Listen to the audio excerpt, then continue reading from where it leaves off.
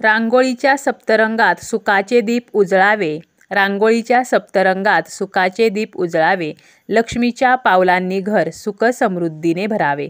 श्री स्वामी समर्थ. तुम्हा सर्वांचे आपल्या यूट्यूब चॅनलवरती मी अगदी मनापासून स्वागत करते.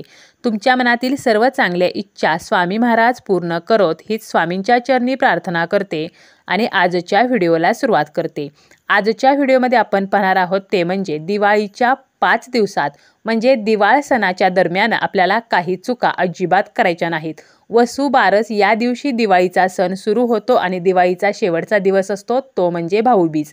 तर वसुबारस ते भाऊबीज या दिवसांमध्ये आपल्याला काही चुका अजिबात करायच्या नाहीत. तर या चुका कोणत्या याचीच माहिती आपण आजच्या या व्हिडिओमध्ये पाहणार आहोत. दिवाळी म्हणजे अंधारातून प्रकाशाकडे नेणारा सण.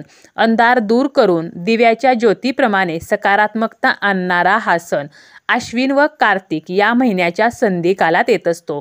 आनंद आणि समृद्धीची इच्छा असणाऱ्यांना दिवाळीपेक्षा दुसरा शुभमुहूर्त नसतो. प्रत्येक व्यक्ती या दिवाळी सणाची वाट बघत असते. दिवाळीचे सांस्कृतिक आणि आध्यात्मिक महत्त्व आहे. अंधारावर प्रकाशाचा विजय, वाईटावर चांगल्याचा विजय, त्याचप्रमाणे अज्ञानावर ज्ञानाचा विजय याचे प्रतीक म्हणजे ही दिवाळी. पुराणातील कथांनुसार दिवाळीच्या दिवशी प्रभू श्रीरामचंद्र अयोध्येत परत आले होते. रावणाचा वध करून ते अयोध्येत परत आल्यावर अयोध्या नगरी जी आहे तर ती दिव्यांनी उजळवण्यात आली होती. तर असं हे महत्त्व आहे या दिवाळीचं आणि या दिवाळीमध्येच आपल्याला काही चुका करणे कटाक्षाने टाळायचे आहे. दिवाळीच्या दिवसामध्ये आपण माता लक्ष्मीला प्रसन्न करण्यासाठी पूजा करत असतो. लख दिव्यांची आरास करत असतो. सगळीकडे प्रकाशमय वातावरण असतं आणि सकारात्मक वातावरण असतं. धनत्रयोदशीच्या दिवशी आपण धनाची पूजा करत असतो, धन्वंतरीचं पूजन करत असतो. वसुबारस या दिवशी आपण धेनू वासराची म्हणजे गोमातेची तिच्या वासरासह पूजा करत असतो. तर अशा या दिवाळ सणामध्ये कोणत्या चुका करू नयेत. तर दिवाळी सणाला प्रत्येकजण एकमेकांना भेटवस्तू देत असतात, परंतु या भेटवस्तू देताना त्यामध्ये देवदेवतांच्या रिलेटेड काही नसावे. जसं की देवदेवतांचे फोटो असतील, मूर्ती असेल, लक्ष्मी मातेची मूर्ती असेल किंवा लक्ष्मी मातेचा चांदीचा शिक्का असेल. त्याचप्रमाणे कोणाकडून जर तुम्हाला अशी भेट मिळाली तर ती देवाची मूर्ती आपल्या देवघरामध्ये पूजू नये. मग हा प्रश्न असा निर्माण होतो की माहेरहून आपल्या मुलीला लग्नामध्ये अन्नपूर्णा दिली जाते, बाळकृष्ण दिला जातो. मग याचं काय करावं. तर माहेरहून जे मिळालेले देव असतात तर ते आपण आपल्या देवघरामध्ये स्थापन करू शकतो, त्यांची पूजा करू शकतो. परंतु इतरांकडून, तुमच्या नातेवाईकांकडून किंवा तुमच्या मित्रपरिवाराकडून दिवाळीमध्ये किंवा इतर वेळेला सुद्धा तुम्हाला जर देवदेवतांच्या मूर्ती भेट स्वरूपामध्ये मिळाल्या तर मात्र तुम्हाला काय करायचं आहे तर त्याची तुमच्या देवघरामध्ये पूजा करायची नाही. तर तुम्हाला काय करायचं आहे तर ती मूर्ती मोडून त्या येणाऱ्या पैशातून तुम्ही तुमच्या देवघरातील देवांसाठी नवीन वस्तूंची खरेदी करू शकता किंवा आपल्याला सुद्धा कोणालाही भेटवस्तू देताना देवदेवतांच्या मूर्ती द्यायच्या नाहीत. आता यानंतर कोणती चूक आपल्याला करायची नाही तर माता लक्ष्मी जी आहे तर ती जर उभी असेल म्हणजे फोटोमध्ये किंवा मूर्तीमध्ये तर अशा फोटोची किंवा अशा मूर्तीची पूजा करू नका.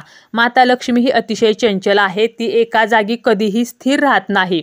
लक्ष्मी पूजनाच्या दिवशी आपण लक्ष्मीची विधिवत पूजा करतो तेव्हा सुद्धा कमळामध्ये बसलेल्या माता लक्ष्मीची मूर्ती किंवा फोटोची पूजा करायची आहे. जर असा फोटो किंवा मूर्ती तुमच्याकडे नसेल तर धनत्रयोदशीच्या दिवशी तुम्ही ती खरेदी करून आणू शकता आणि लक्ष्मी पूजनाच्या दिवशी तिची तुम्ही स्थापना करू शकता. त्याचप्रमाणे आपल्याला अजून कोणती चूक या दिवशी करायची नाही. तर दिवाळीच्या 5 दिवसांमध्ये कोणी कितीही मागितले आणि काहीही झाले तरी काही वस्तू इतरांना द्यायच्या नाहीत. त्यामध्ये कोणत्या वस्तू आहेत तर उदार पैसे, आपले सोन्या चांदीचे दागिने, आपल्या घरातील कुंकू, धने, लवंग, वेलची, आपल्या घरातील हळद, हळकुंड. तर या गोष्टी ज्या माता लक्ष्मीशी संबंधित आहेत, लक्ष्मीचे प्रतीक आहेत, तर या वस्तू कोणालाही द्यायच्या नाहीत. आपल्या घरातील मीठ, साखर आणि दुधाचे जे पदार्थ आहेत तर या वस्तूसुद्धा कोणालाही द्यायच्या नाहीत. आणि तिन्ही सांजेच्या वेळेला तर या 5 दिवसांमध्ये अजिबात कोणालाही या वस्तू द्यायच्या नाहीत. यानंतर आहे ते म्हणजे आपल्याला आपण जी केरसुणी लक्ष्मी पूजनामध्ये मांडत असतो तर हा झाडू जो आहे तर तो कोणालाही दिसेल तर असा ठेवायचा नाही आणि उभा सुद्धा ठेवायचा नाही, तर झाडू जो आहे तर तो लपवून ठेवायचा आहे। शक्यतो बाहेरून येणाऱ्या व्यक्तीला तो झाडू दिसणार नाही याची काळजी आपल्याला दिवाळीच्या 5 दिवसामध्ये घ्यायची आहे। तसं तर इतर वेळेला सुद्धा इतरांना दिसेल असा झाडू ठेवू नये। यानंतर आपल्याला दिवाळीच्या 5 दिवसांमध्ये मांसाहार, मद्यपान या गोष्टी करायच्या नाहीत, कारण हे दिवस जे आहेत तर ते अतिशय शुभ असतात, सात्विक असतात, पवित्र असतात। म्हणूनच आपल्याला सुद्धा सात्विकता पाळायची आहे, मांसाहार, मद्यपान करणे टाळायचे आहे। तसेच काळे वस्त्र परिधान करू नयेत। आपण जी रांगोळी काढतो तर त्यामध्ये सुद्धा काळ्या रांगोळीचा वापर करू नये। हिंदू धर्मामध्ये पूजेमध्ये काळा रंग वर्ज्य मानला जातो, त्यामुळे दिवाळीच्या 5 दिवसात काळ्या रंगाचे कपडे परिधान करू नका, कारण माता लक्ष्मीचा प्रभाव या दिवसामध्ये जास्त असतो आणि जर आपल्याकडून अशा काही चुका झाल्या तर माता लक्ष्मी जी आहे तर ती नाराज होते आणि याचे परिणाम आपल्यालाच भोगावे लागतात। त्याचप्रमाणे आपण दिवाळीमध्ये जी पूजा मांडत असतो किंवा ज्या काही पूजा करत असतो यामध्ये तुटलेल्या वस्तू, खंडित झालेल्या वस्तू, फाटलेली कपडे यांचा वापर करायचा नाही। तुटक्या फुटक्या ज्या वस्तू आहेत तर त्या आपल्याला घरामध्ये सुद्धा ठेवायच्या नाहीत। बंद पडलेल्या वस्तू असतील त्या सुद्धा घरामध्ये ठेवायच्या नाहीत, तर दिवाळीच्या दरम्यान या वस्तू आपल्याला बाहेर काढून टाकायच्या आहेत, कारण या वस्तू घरामध्ये नकारात्मक ऊर्जा वाढवण्याचं काम करत असतात। त्याचप्रमाणे या 5 दिवसांमध्ये चामड्याच्या वस्तूंचा वापर करायचा नाही, कारण या वस्तू कातड्यांपासून बनलेल्या असतात, त्यामुळे आपल्याला चामड्याची चप्पल असेल, चामड्याचा बेल्ट, पर्स याचा वापर करणे टाळायचे आहे।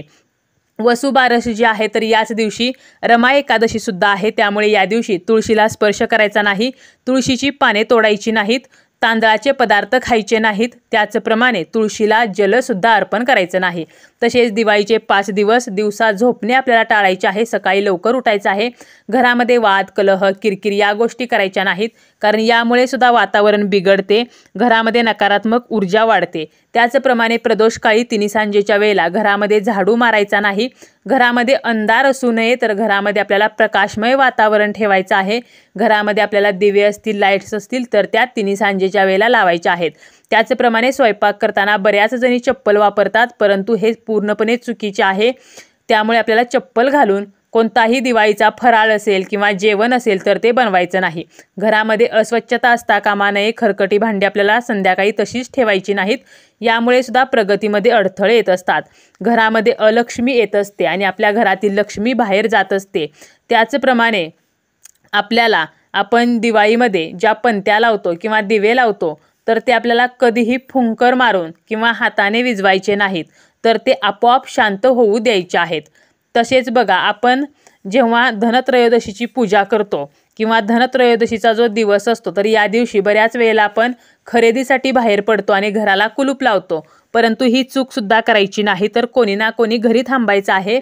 धनत्रयोदशीच्या संध्याकाळी आपल्या घराला कुलूप लावायचं नाही, घराचं दार जे आहे तर ते लावायचं नाही। त्याचप्रमाणे या दिवशी आपण यमदीपदान करत असतो, तर यमदीपदान केल्यानंतर घरात जेव्हा आपण जातो तर तेव्हा मागे वळून पाहू नये। तसेच या दिवशी आपल्याला काही वस्तूंची खरेदी करायची नाही। या दिवशी आपण सोने, चांदी, भांडी खरेदी करत असतो, परंतु धनत्रयोदशीच्या दिवशी आपल्याला ज्या वस्तू लोखंडाच्या आहेत त्याचप्रमाणे ॲल्युमिनियमची भांडी असतील, स्टीलची भांडी असतील, काचेच्या वस्तू किंवा प्लास्टिकच्या वस्तू याची खरेदी करायची नाही। तसेच लक्ष्मीपूजनाच्या दिवशी सुद्धा आपल्याला काही नियमांचं पालन करायचं आहे। लक्ष्मीपूजन सुरू असताना कोणतेही आर्थिक व्यवहार आपल्याला करायचे नाहीत, यामुळे आपल्याकडून माता लक्ष्मी निघून जाते। लक्ष्मीपूजनाच्या वेळेला दारे, खिडक्या ज्या आहेत तर त्या उघड्या ठेवायच्या आहेत। त्याचप्रमाणे पूजा सुरू असताना गाणी लावायची नाहीत, इतरांशी गप्पा मारायच्या नाहीत, लक्ष्मीपूजन कसे तरी करायचे म्हणून करायचे नाही। त्याचप्रमाणे देवीला सात्विक नैवेद्य दाखवायचा आहे। पूजेचं जे साहित्य आहे तर ते सर्व साहित्य स्वच्छ असावे याची काळजी आपल्याला घ्यायची आहे।